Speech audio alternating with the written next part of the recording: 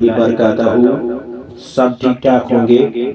تمام ویورز جو ہماری چینل پہ نئے بھی آ رہے ہیں ان کو ہماری چینل پہ ویلکم۔ جو ہماری کہانی سنتے ہیں، سپورٹ کرتے ہیں، سبسکرائب کرتے ہیں، ان کو دل سے دھنیہ واد۔ تو ہم نے کہانی یہاں پہ چھوڑی تھی، یہاں کہانی انوکھا موڑ لے رہی ہے۔ شہزادہ بھٹکتے بھٹکتے جانور کے پیچھے چلا گیا تو وہ ایک ملک میں پہنچ گیا جہاں وہ ملک دوسرے مذہب کے لوگوں کا تھا۔ شہزادے کا مذہب مسلم طبقے سے تھا، لیکن وہ یہودی کے علاقے میں پہنچ گیا۔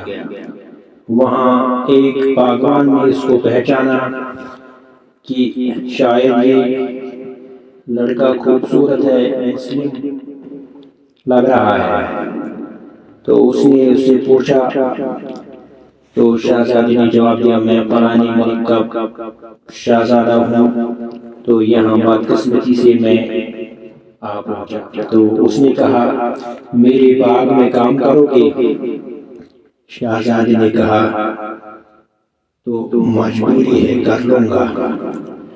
تو وہ باغ میں کام کرنے لگا تو یہاں قافلہ شہزادی کا آگے بڑھتا گیا، تو وہ اب شہزادہ بن گئی تھی، اس کی جو دائی تھی وہ اس کی شہزادی بن گئی تھی۔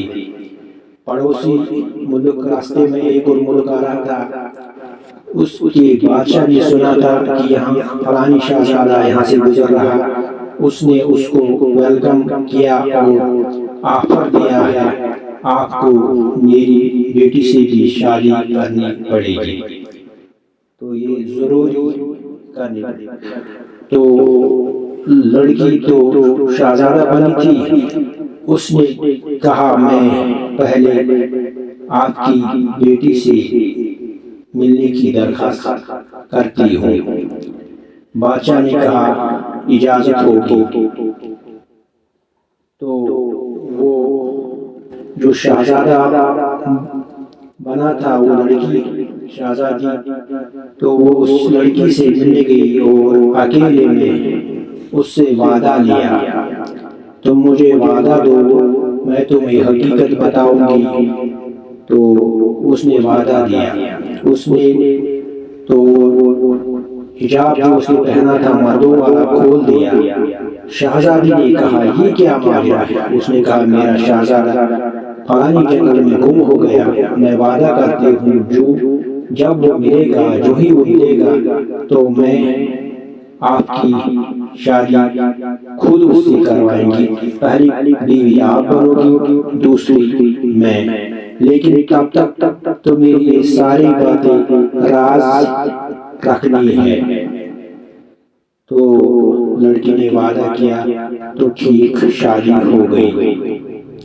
تو یہاں شادی ہو گئی، وہاں شہزادہ دن بدن کمزور، اس باغ میں مزدوری، مقدر اس کو کھڑایا تھا، کیا سوچ رہا تھا کیا ہو گیا۔ تو یہاں شہزادہ کام کرتے کرتے ایک دن باغبان نے اس کی کہا میں بازار جا رہا ہوں، تم ذرا یہ پیڑ کاٹ دو۔ کہاں شہزادے کو کلہاڑی چلانی آتی تھی، لیکن حالات نے، تقدیر نے اس کو وہ دکھا دیا جو اس کو گمان میں نہ تھا۔ تو باغ کا مالک چلا گیا بازار، تو وہ پیڑ کے پاس خیالوں میں ڈوب کر سو گیا۔ کچھ دیر کے بعد اس کو یاد آیا کہ مجھے پیڑ کاٹنا تھا۔ دو پرندوں کے بیچ میں پیڑ پر جنگ ہوا تھا، تو ایک جانور پیڑ سے گر کر نیچے گر گیا اور مر گیا۔ شہزادے نے دیکھا اس کو کیا ہو گیا، جو ہی دیکھا تو اس کے پیڑ کے پرندے کے چھاتی میں ایک کچھ چمک رہا۔ اس نے اپنی جھونپڑی سے چاقو نکالا اور اس کو پھاڑ کر پیٹ پھاڑ دیا، تو اپنی وہ تختی اس کو مل گئی۔ بہت خوش ہو گیا، اس کے چہرے میں رنگ آ گیا۔